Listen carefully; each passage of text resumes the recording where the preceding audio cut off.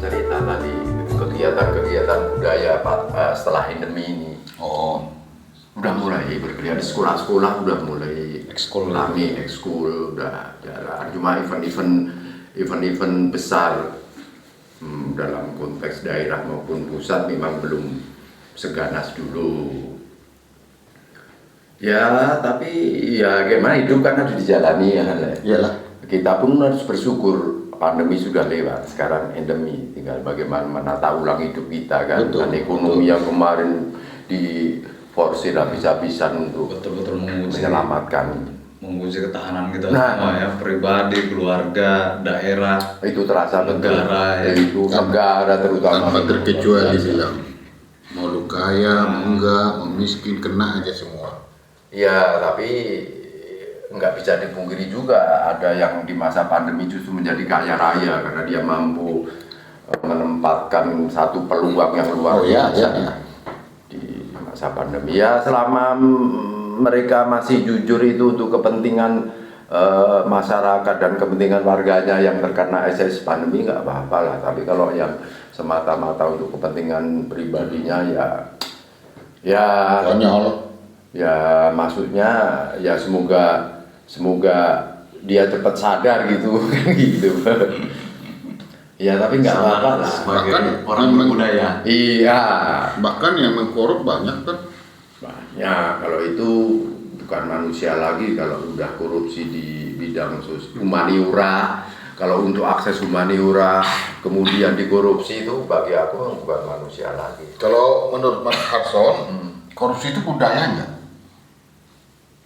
Sebenarnya kalau kita bicara dalam konteks bahwa budaya itu adalah sebuah hasil perilaku yang dipikirkan oleh manusia, ya itu semua budaya. Kalau kita dari kajiannya dari budaya yang dibentuk berarti ya? Ya, semua budaya kan dibentuk. Oh ya? Iya. Bukan ada yang berasal dari kultur. Etnik tertentu dari dulu sudah memiliki budaya apa? Iya, dari dulu kan memang itu juga dibentuk oleh manusianya kan. Artinya kan memang kebudayaan itu hasil dari namanya budi dan daya, hasil dari budi, akal dan usaha manusia. Itulah semua yang terkait itu adalah hasil kebudayaan ya. Kalau kita bicara korupsi itu kan hasil dari pemikiran manusia juga. Di dalam teori itu bagian dari budaya. Ya, cuma bukan budaya satu bangsa, Mas. Kan nggak bisa dibilang korupsi adalah budaya Indonesia. Kan nggak bisa kita bilang juga. Nggak bisa begitu juga. Nggak bisa. Korupsi adalah budaya koruptor. Itu betul. Personal. Karena cuma koruptor yang tertangkap yang bisa membuktikan dia pemilik kebudayaan itu. Kalau yang nggak tertangkap aman itu. Semoga banyak yang tertangkap. Mancis ada, Mas? Mancis ada. Nah, ini mancis. Jadi, tapi setidaknya kalau aku masih cukup bangga sebagai orang Indonesia ini. Kalau melihat memang bangsa kita ini kan paling kaya kalau di persoalan budaya dari seluruh negara-negara yang ada di dunia ini. Ya, keragaman budayanya ini kan luar biasa. Karena kita kan sangat-sangat multi etnik. Iya, dari bahasa daerah kita aja sudah lebih 1000 kan. Jadi masih bangga bukan sebagai sebuah bangsa yang memiliki begitu keanekaragaman budaya yang kemudian sehingga akan menjadi susah sebenarnya kalau menentukan ikonik untuk bangsa Indonesia gitu, bahwa kesenian Indonesia itu apa misalnya. Terus kalau Bali dikenal ya karena wajar, karena sudah lama Bali itu dikenal di Indonesia, sehingga ketika bangsa luar melihat seni budaya Bali, kemudian itulah Indonesia. Itu kan hal yang wajar. Padahal di luar Bali kan masih ada ratusan budaya yang belum terekspos. Betul. Itu Dan berabad-abad sampai sekarang masih terjaga sekarang, ya, Mas ya. sampai sekarang kan Terjaga, ya. persoalan peluang dan kesempatan yang belum bisa merata kan bisa didapatkan. Bukan persoalan bukan persoalan bagaimana pemerintah menentukan kebijakan, tidak sekedar itu juga, tapi juga melihat sejarah bahwa Bali dan Jawa itu lebih dulu dikenal oleh negara-negara lain kan gitu. Makanya tadi dengan pariwisata sekarang digalakkan di mana-mana, mudah-mudahan bisa jadi pintu masuk untuk itu kan. Seharusnya, Orang luar semakin mengenal. Kayak tadi lah Mas Arson bilang untuk eksistensinya kesempatan. Ya. Kan kira-kira begitu. Nah, kenapa harus menunggu kesempatan? Sebenarnya Bukan, tunggu dulu. Kenapa bukan dari yang etnik itu sendiri yang membuat itu menjadi muncul? Itu yang baru awak bilang. Di zaman digital ini sebenarnya setiap destinasi budaya dan produk kultural yang ada di daerah terpencil sekalipun kalau terakses jaringan itu bisa mengeksploitasi mereka. Mengeksploitasi diri untuk memunculkan. Ya persoalannya kesiapan dari SDM tempatan itu yang memiliki kemampuan dan peluang untuk itu kan ya tidak banyak juga, belum banyak gitu. Ya ruang digital itu belum bisa dimanfaatkan sepenuhnya oleh daerah-daerah tertentu. Dulu sebelum muncul digital seperti sekarang ini, kok bisa lebih terlihat? Ya itu karena memang misalnya aku contohkan Jawa dan Bali kan lebih dulu itu dikenal oleh masyarakat luar daripada daerah lainnya kan. Kan persoalannya itu. Nah, berarti kan ketika di Jawa dengan Bali itu kan mereka terus mengadakan pemeliharaan terhadap budaya seninya sehingga dia tetap eksis gitu loh. Ya tidak sekedar itulah. Misalnya kalau kita bicara pasca sebelum pra kemerdekaan, pusat pemerintahan, pusat yang dijadikan oleh negara lain, kalau sekarang kita bilang penjajah lah, kolonial lah ya, itu kan memang di Jawa. Otomatis kan Jawa ini lebih dulu dikenal oleh bangsa Eropa. Di persoalan itu bahwa kemudian ketika sudah terungkap bahwa Barus lebih tua di wilayah Sumatera Utara ini kan gitu misalnya, itu kan karena persoalan bagaimana mengangkat catatan-catatan yang ditulis. Kalau sekarang dalam 1 detik kita bisa blow up Barus itu ke dunia digital kan, itu bedanya. Apalagi kalau kayak Bali kan tuh dia udah jelas destinasi wisata internasional kan. Dan udah zaman nggak enak itu kan, sebelum Soekarno udah banyak negara di Bali. Persoalannya kan kadang gini, oke lah seperti yang paparkan tadi bahwa Jawa dan Bali lebih yang berdekatan, lebih dulu dimasukin oleh penjajah sehingga Itu salah satunya. Ya iyalah, sehingga keterkenalan mereka keluar negeri ini lebih dulu, kan kira-kira kayak gitu. Nah, persoalannya sekarang, kenapa Bali bisa eksis dengan budaya mereka dan itu menjadi destinasi wisata? Kenapa daerah-daerah lain di luar Bali yang juga memiliki panorama lah atau destinasi wisata yang bagus lah nggak bisa se-eksis Bali? Ada dua. Kalau aku melihat ada dua hal. Kalau kita bicara persoalan produk-produk budaya yang lebih dulu diakui, misalnya begini, budaya tulis kan jauh lebih dulu muncul di Jawa Bali sehingga catatan tertulis itu bisa ditemukan.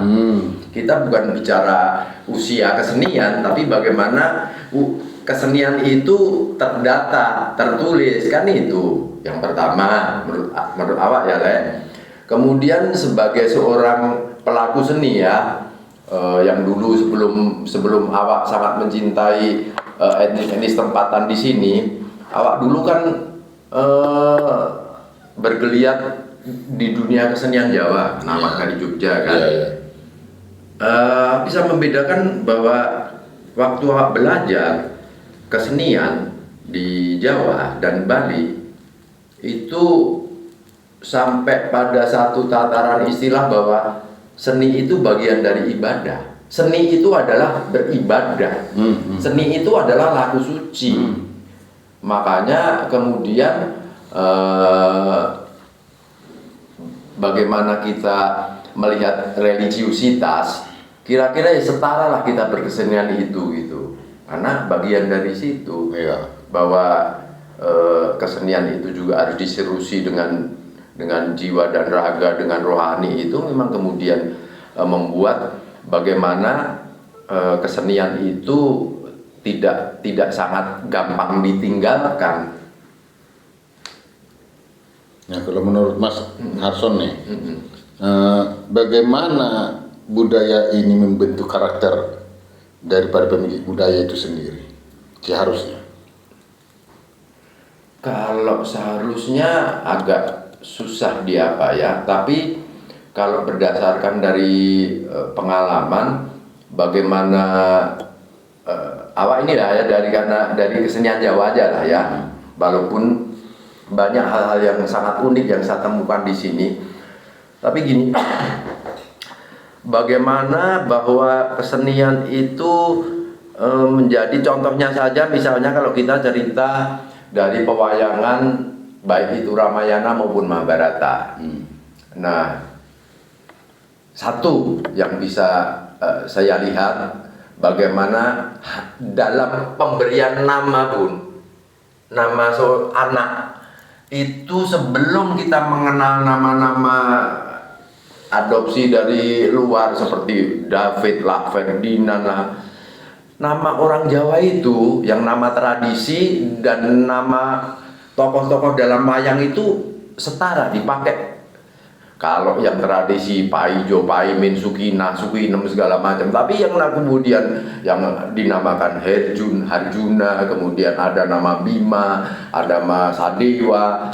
Nama-nama pewayangan itu menjadi bagian nama yang bertuah berdasarkan karakteristik di dalam dunia cerita pewayangan.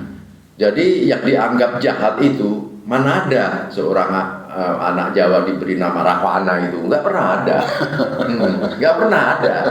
Yang dianggap dia anak sinis jahat itu nggak pernah dipakai. Tapi yang pihak Pandawa lah yang dianggap baik itu hampir selalu menjadi nama-nama yang diberikan ke anaknya. Nah, seperti kalau di dunia agama Kristen, orang-orang suci, santa dan santo itu kan selalu menjadi ukuran harapan kebaikan atas anak itu sampai begitulah. Nggak ada yang kasih nama Yudas Mas ya? Nah, nggak ada yang kasih nama Yudas atau Pilatus ya? Iskariot ada enggak ya? Iskariot. Yudas Iskariot. Panggilannya keren itu loh. Iya, Iskariot. Iskar panggilan.